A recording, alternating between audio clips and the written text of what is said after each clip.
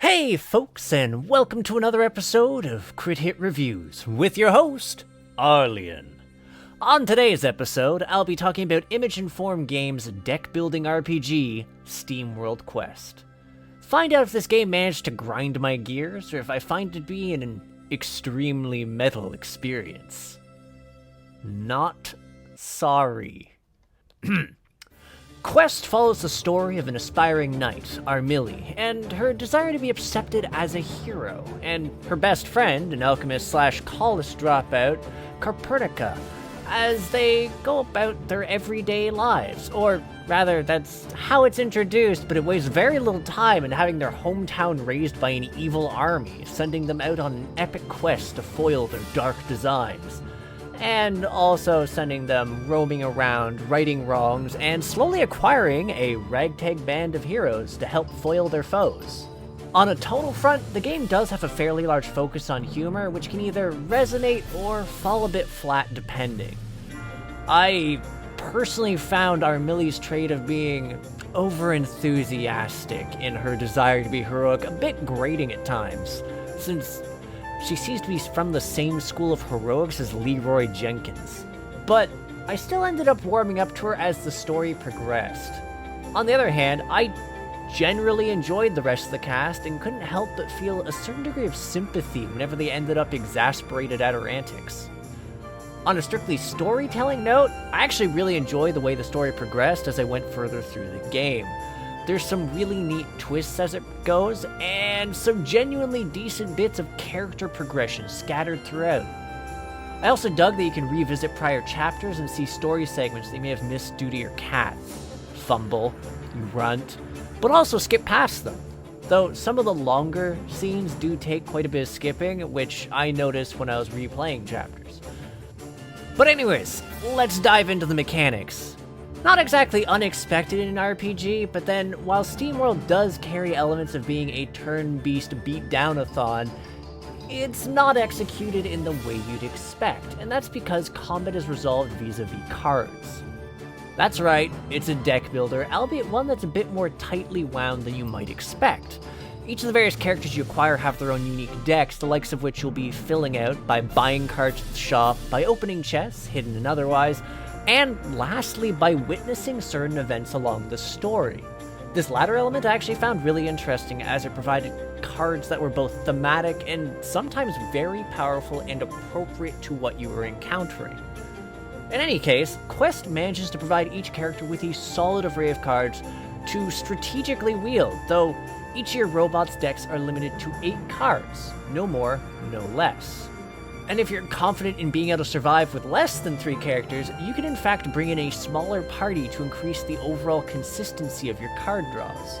A fact which also lends itself well to abusing the combo card system. See, if you play 3 cards belonging to the same character in a turn, read your normal maximum, you'll activate the special ability of your character's weapon, which can range from some awesome effects like full party shields, defense buffs, and party-wide healing, or playing another card the next turn. That said, there's a few reasons not to neglect playing cards belonging to other characters. For one thing, sometimes you can't, because certain cards carry a cost in Steam. Steam is a resource you build up during combat encounters, which acts a bit like MP for playing more powerful cards, and which can help to bring boss fights to a quick finish if used correctly. More importantly, however, there's also synergy cards, which gain some distinct boosts in power if you play a card associated with another character during your current turn. Being mindful of these elements at play is all part of being able to properly navigate combat, especially since you don't heal up between combat encounters. In fact, I can't count the number of times I crawled between checkpoints, which serve as both save points and full heals, lurching forward on the ruined remains of my health. Or backtrack to one, which in itself carried its own dread portions, since using one of those respawns all the enemies standing in your way. Great for grinding experience and resources, really, up until you hit your respective experience cap from those enemies and need to purely rely on strategy again. Or you're just really sick of the fact that you're now only gaining 4 experience from everything.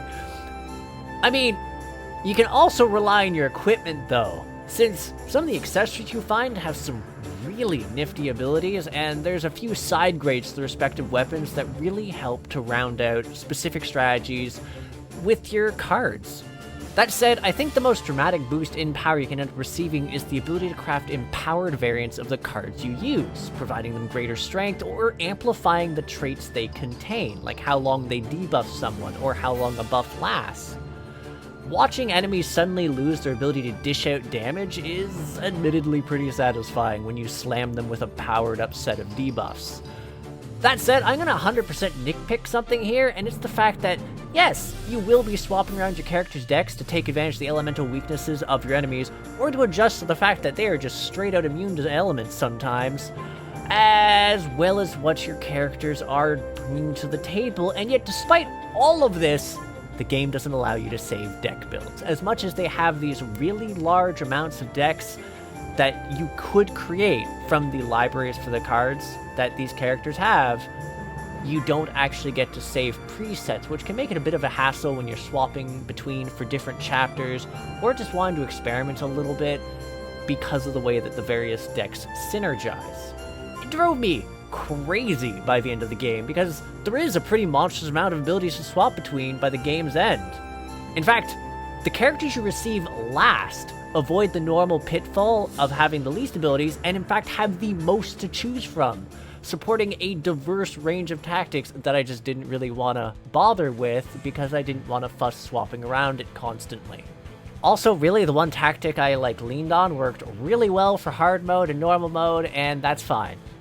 I mean, not that you need to, I guess, also, because whilst I hadn't mentioned it yet, you can change the overall difficulty of the game on the fly, so if a certain boss is completely destroying you, or alternatively, you're just having too much of an easy time, you can change it just off the hop or even between fights. What's more, once you beat the game, you unlock a new game plus mode that allows you to carry all your equipment, as well as your full decks and upgrades. You don't carry your levels, but it still allows you to enjoy the fresh experience of the game, and of the truly awful ultimate difficulty you've unlocked, Legend Remix Plus Ultra. Okay, it's not all of that, but it's fucking hard. It is ridiculously hard. As in, if you're sloppy in the way you fight, it's entirely possible and even probable that the tutorial fight is going to kick your teeth in and completely annihilate you. That said, if you want to venture through the game again and experience everything being as ruthless as possible, this is for you. Anyways, so. First off, I really enjoy the graphics for this game. The overall art design for the world and the various characters in your party that you encounter is a lot of fun, and I really found myself enjoying it on a visual level. I dug it. I also really like the twins design. The little cat is really cute, and Auric and the fact that his appearance changes between ability uses is cool. I did notice, though, that a bunch of the enemies that you encounter are recolors or sort of just minor modifications of each other. It's a nitpick. But in any case, I also have just nothing but good things to say about the game's soundtrack, so, the game does fairly well on that front. Overall, I actually really dug coming across a number of the more dramatic moments and just having a blast doing that. Which brings us to the end, so let's get down to the TLDR of this review, and I have to say, I really enjoyed this title. Yes, the story didn't quite start out on the strongest note for me, but it definitely built up as I progressed, and I found myself really enjoying the interaction between the party members as they grew closer, as well as the evolutions of their own characters. Yes, I was more invested in some of them because they had more interesting character arcs, and it was really delightful seeing those end up resolved. But that said, while there were aspects of the narrative that was a bit of a slow burn at first, I absolutely adored the combat in the game. Learning how to properly wield the tools that I had at my disposal, and gradually adopting new strategies that acquired more weapons, accessories, and cards, and just came across new enemies, and party members and the unique abilities they brought to the table. It was a joy. I'll also admit that while it didn't happen often, there were a number of moments where the game utterly kicked my teeth in, as I may have mentioned earlier, and learning how to adapt to those encounters and overcome them was just... It was a special moment to have my revenge on some of the bonus bosses in this game. Honestly, while I'm still a little bit grumbly about not being able to save deck presets so I could be a lazy git, There's nowhere near enough fault for me to find in this game to call this game anything other than a crit hit. It's definitely worth the ride. Anywho, thanks for tuning in. If you agree, disagree, or just have something to say to me, feel free to comment. And for those interested in more indie reviews, developer interviews, podcasts, or Monday TTRPG content, hit the subscribe button and the bell so you know when there's a new release. There's also our Discord. You can click the link in the banner or the description to become part of our community, the Crit Hit Cauldron. Lastly, if you'd like to help support the channel, we do have a Ko-fi running now to help just sort of fill in funds for our lovely editor and to make sure we can continue to provide quality content. Again, check the description and the banner for them links. That said, I'll catch you on the next episode of Crit Hit. Take care till then, folks.